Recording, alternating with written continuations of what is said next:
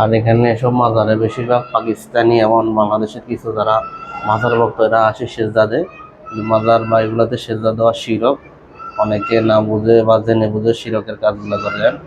এক পাকিস্তানি, বেশিরভাগ পাকিস্তানি লোকগুলো এরকম করে, শিরকে লিপ্ত হয়ে যায়, তারা আসে এখানে সেজদা দেয়।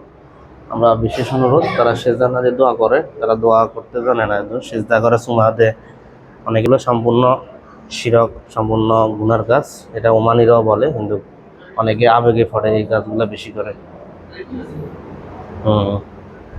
এখানে দেখেন একটা পুরনো ছবি, যে সময় এই কবরটা মাজারটা আবিষ্কার করা হয়।